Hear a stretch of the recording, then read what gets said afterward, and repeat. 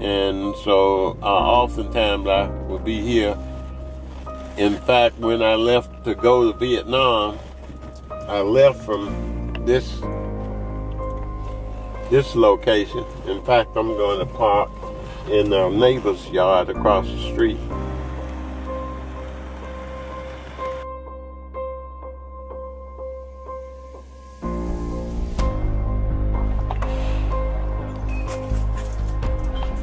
I don't never go in that door.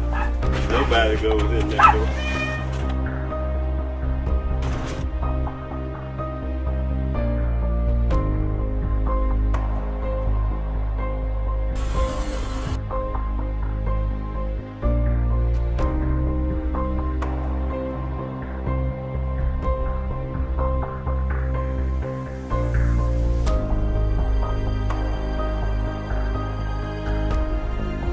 That's my heritage there.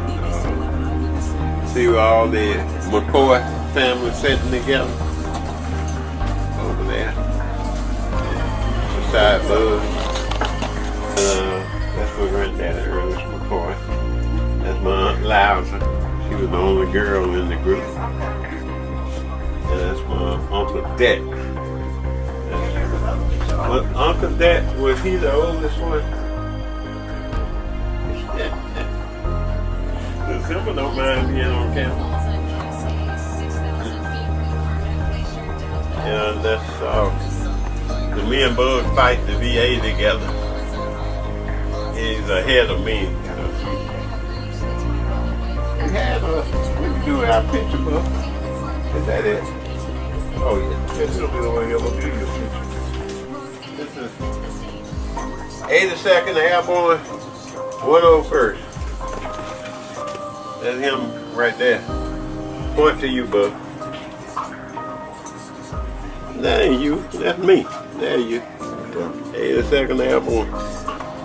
Sometime in the future. Oh, y'all won't feed that no doubt soon. We up within the next. This is the only known picture, one of the few, of my grandmother. I think was of Indian heritage, if not full-blooded Indian. And her name was Mary McCoy. This is not a good quality picture, but one of the few. My mother seated next to her, Emily Mangum, Emily McCoy Mangum, and this is my Aunt Ernestine, my mother's oldest sister. Of course, William Andrew, we used to call him Billy Way. And he was in the Korean and Vietnam War. This is myself, Vietnam War. This is my Uncle Joe, or Bud Joe, Bud McCoy. Like I said, this is my Aunt Peggy, and my second mom, or what have you. Look around and look pretty. I turn around, I was like, pretty. Beautiful. Yeah. And Bud snatched her up over 50-something years ago. 56. 56 years. Oh, y'all top Reverend Powell and Miss Powell. They did 55. Get the essence of the McCoy experience. The Mangums derived from the McCoy. Don't they, Bud? What's left of us, Mangums, and what's left of us, McCoy. Lily! Look again. Lily, the biggest, fattest pit bull. Pit bull. That's what I told you. Lele, come here. That's a camera. Don't you get spooked. Come here. I'll bring you some food. Come here. Don't be biting this stuff. Come on. All right. Lele. All right. All right. Okay. We won't bother you. You don't want to do video. You don't make pit bulls mad when they don't want to be on camera. All right, colored dog.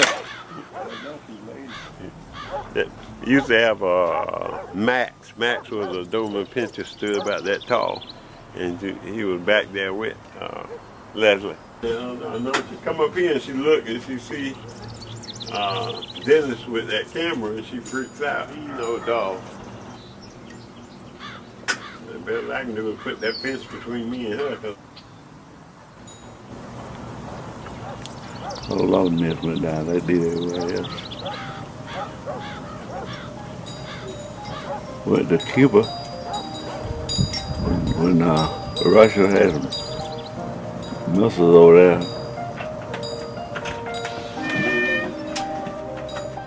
You know that? Yeah, from the Dominican uprising. Oh, I want to get them. Yeah. Set the missiles out of there. Cuban crisis in the early 60s. It shall be the policy of this nation to regard any nuclear missile launched from Cuba against any nation in the Western Hemisphere as an attack by the Soviet Union on the United States, requiring a full retaliatory response upon the Soviet Union. That was before Vietnam got hot. The last one was the last time before I got out.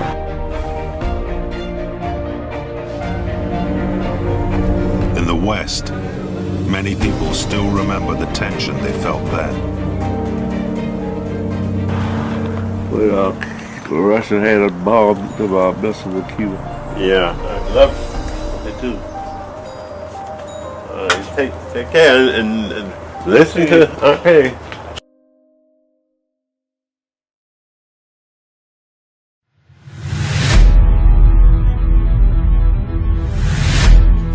Life is a series of experiences, good, bad, trials, tribulations, and victories, defeats, and that's what constitutes life.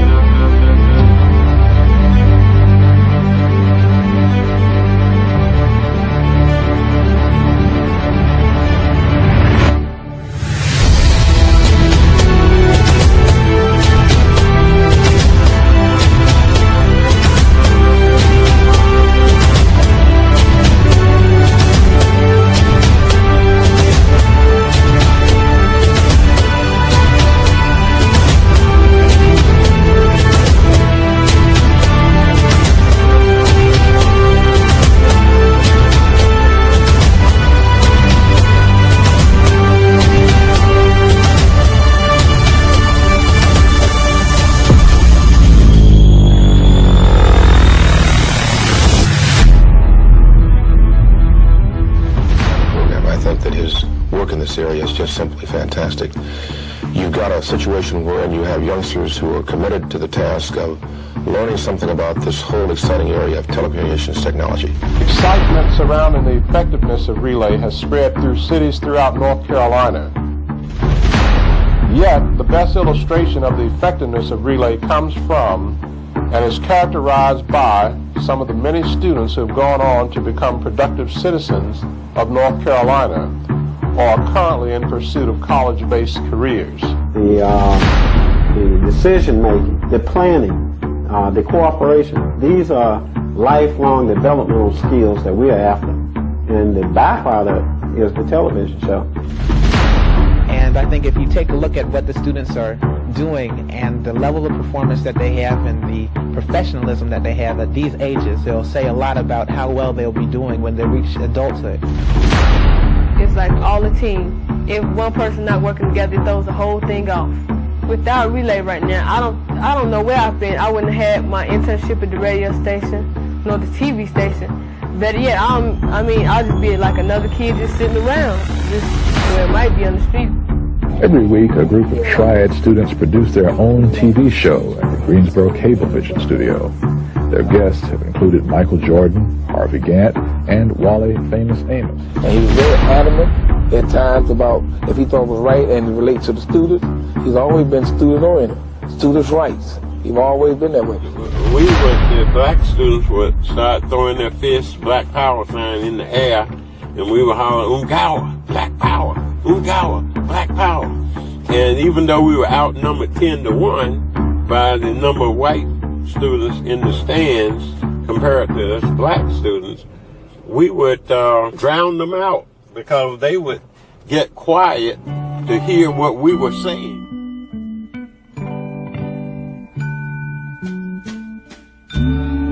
There ain't no room for the hopeless sinner who would hurt all mankind. That is part of the legacy of what upset not just me. Like I said, this is not a Ted Mangum story per se. This is a story of growing up black in the South.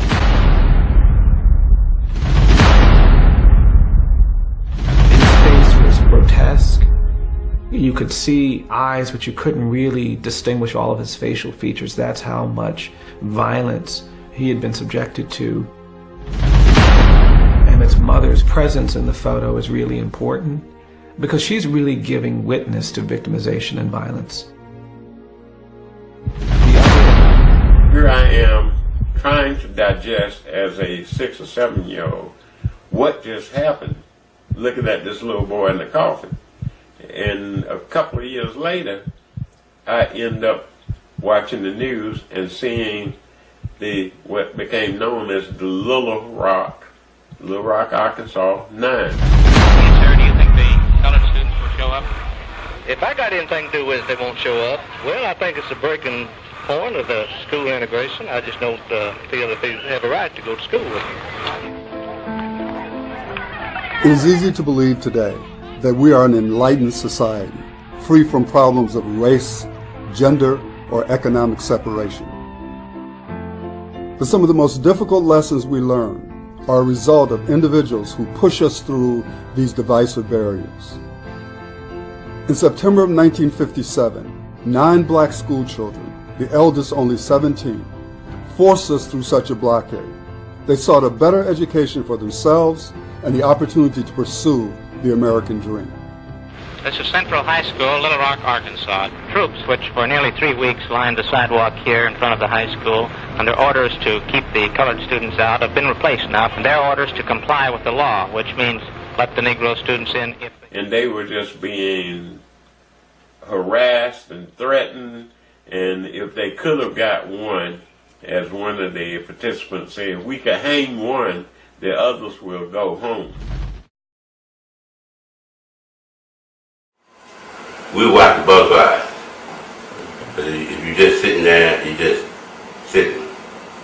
And bus rides are very timid insects, I imagine. And they would just come through.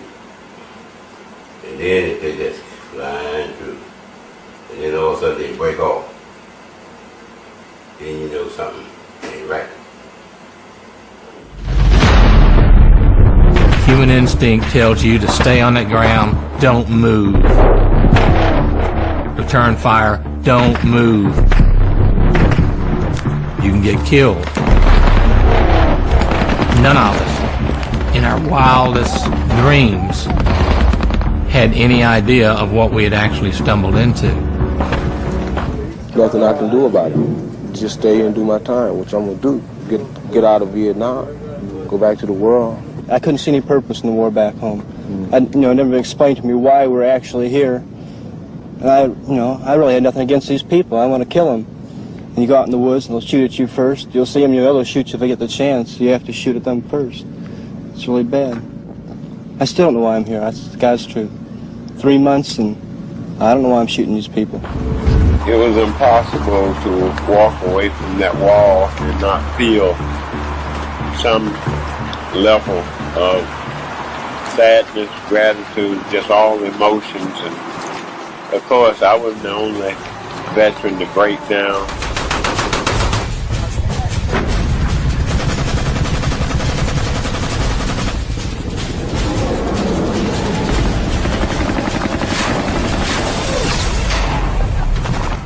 That people die.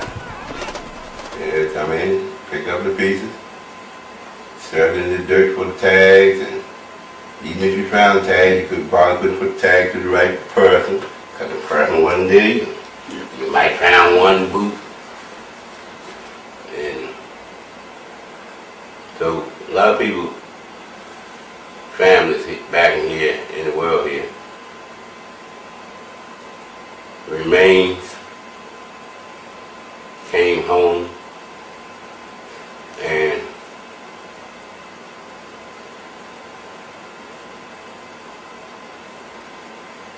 have been their parents' people, you know what I'm saying? Mm-hmm. You couldn't know, you don't know who that was. The person get blew completely apart. Say a person stepped on a mine or something, on a booby trap or something, and blew right up. And blew it up, and like they was up there where the kitchen, and they blew it up. And you, as soon as they explode down, you react and you try to hit the ground. You don't hit the ground fast enough that some of that stuff don't hit you. But you hit the ground. And you lay there and wait, look around, see if any more ain't coming. Then there don't be no more ain't coming, so you get up and you move around. Might be an hour later, and you feel something on you, you take your finger and there's a piece of flesh on you. You know what I'm saying? So that's a piece of that person. So those kind of things, you go through that stuff and you see people one at a time. The Vietnamese people, well, the North Vietnamese was supplying the Cong, because all of them were working together. The Vietnamese people knew that they couldn't beat us with technology, so they waged a war of attrition against us. And war of attrition means they just keep killing us. Just keep one at a time, keep killing us. He was a fine man, a good leader, yet he could not understand the whys of this conflict which killed him. A whole lot of graves. They got so many graves here, they don't have enough more space for any more pets. They will say he died for his country, keeping it free. Negative.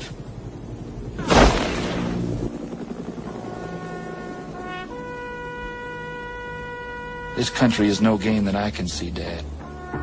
We're fighting, dying for a people who resent our being over It is here. reinforced psychologically when people encounter stress on the level that you did, combat stress.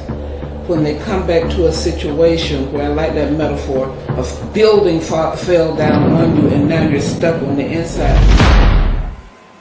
You would take ground, leave from base camp, go out on patrol, come back to base camp, instead of going out there and holding what you took, you came back. Then you gotta go back and take it back and look again tomorrow. They moved in, moved out. You went out there while you was out there today. They done moved all kinds of stuff in, let you walk way past and go back in. Then later on that night while you tired, you've been out all day, then the whole world started blowing up. It's how they get that close, that quick. No, they didn't get that close, that quick.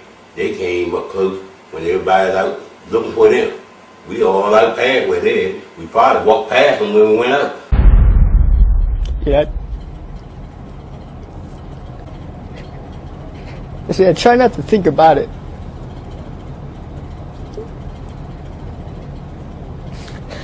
Because when you think about it, then I get like this.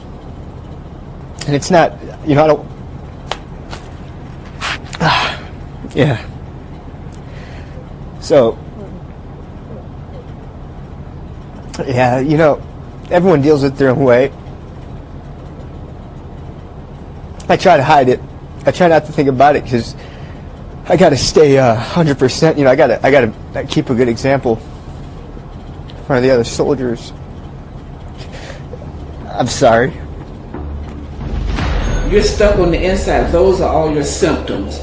Those are all the things: avoidance, hypervigilance, all of those things that the nightmares, the intrusive thoughts. All of that is the stuff that dropped down on you in that period of time. That's what you began to feel. Why not? Just another day in the dump.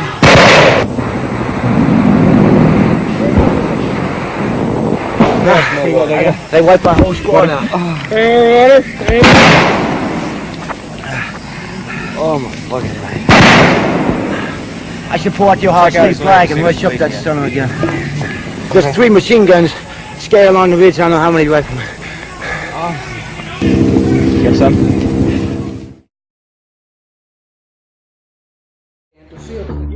And then it hit him. What if he helped other kids build meaningful lives? Wouldn't that give them the incentive to make the right decisions for their future as he did? Ted Mangum resolved that day to try. And 10 years later, here is the result of that resolution.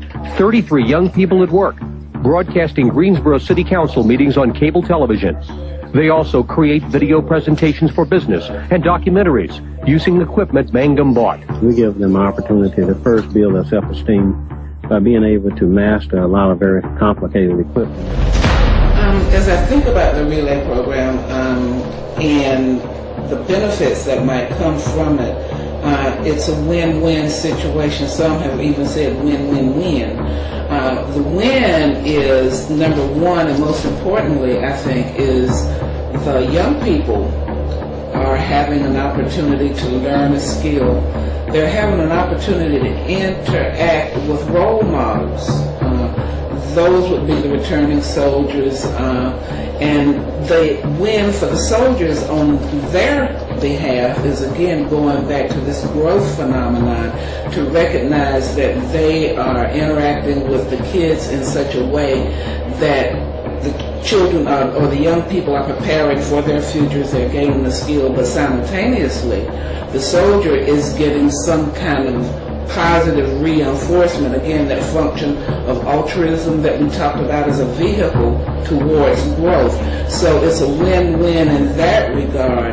And then ultimately, when you look at it, it's a win for the community. More and more people are watching it, and more people comment that they were glad to see this was done or that was done and so forth. So I think it's a real plus for the community. And I think that we have to have programs that intercede and turn that child around, get that child involved in a positive manner. Do you have your script? She's typing. You wrote it last night. Ted really first conceived the idea of relay back when we were in school at A&T State University. He didn't have any serious financial backers. He just had a dream. And that dream was, of course, to try to take these children who were being pushed out by the educational process and to give them some reason to participate in the educational process and go on to become fruitful and productive citizens here in the state. Yes, how you doing this morning? Okay. In addition to video projects, Relay also works with local literacy programs. TED and Relay are part of the Reading is Fundamental program, and RIF is how it's known, and they give away books to children in low-income communities, and the library's been very supportive of that because we feel like that every child should have a library in their own home, and that just makes them more likely to use the public library when they know the value of books and have them in the home, and TED has been doing that for several years. He himself dropped out, and he knows how much motivation it takes for somebody to stay in school and to keep learning, and he knows that you've got to design programs that will motivate kids, that appeal to what they're already interested in. That's directly from his own life experience, and that's what I think makes him so effective at what he does.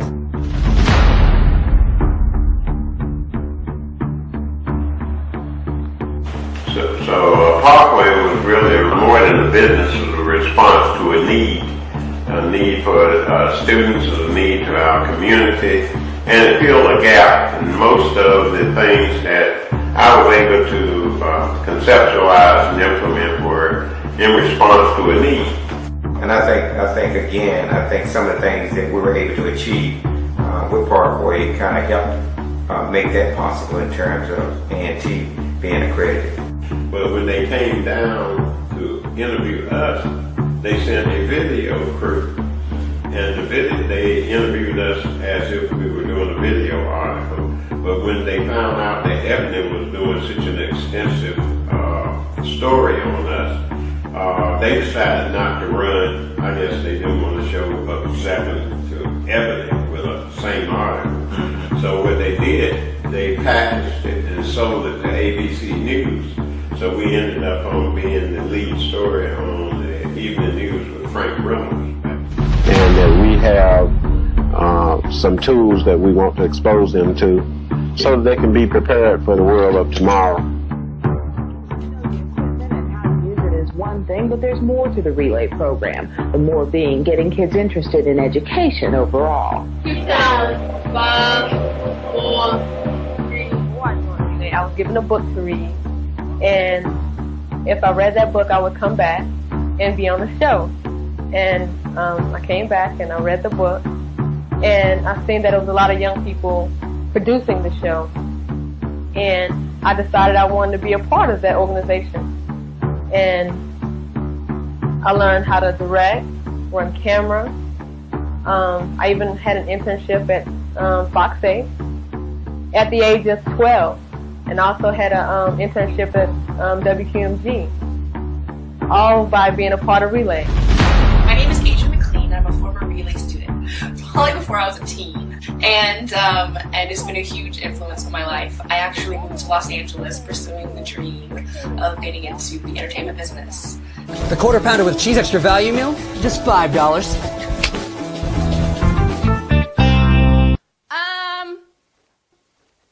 I don't see him. Try the dining room? Nope. How about the kitchen cabinet next to the stove? Yep, got him.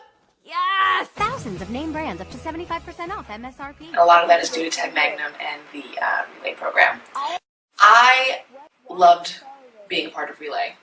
I learned so much. I always wanted to be behind the camera, running camera, or doing editing, or being the director. I actually was always the one to be in front of the camera, and looking back on it now, it was a blessing, because I am pursuing my dream in Los Angeles, so that I can be in front of the camera all the time.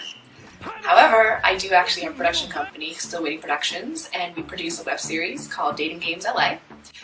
And all of the tools that I use in the show, or to create the show, was from Relay.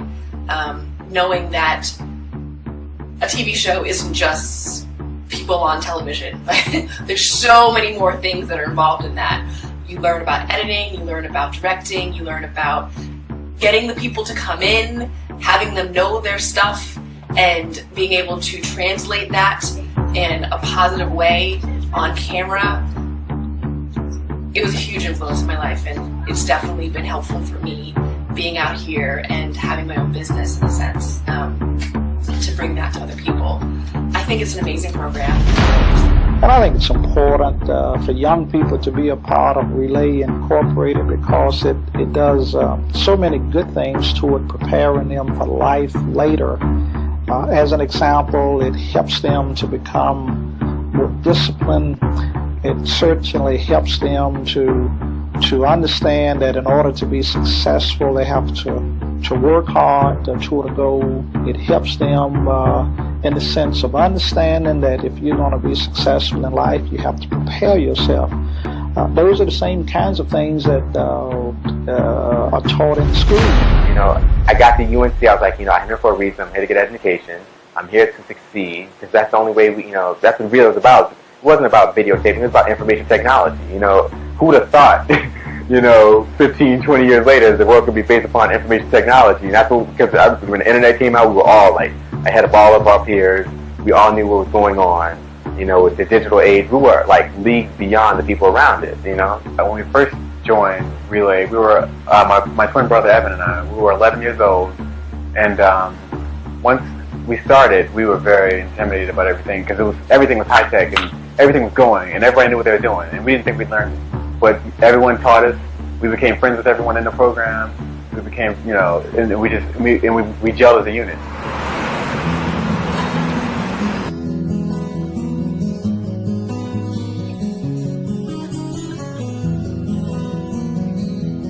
We have 30 years of evidence that Relay works.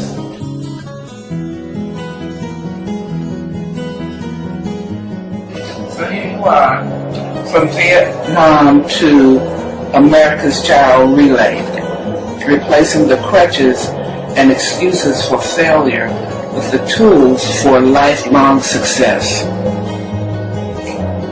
Nice saying. It is, and I noticed that GoFundMe.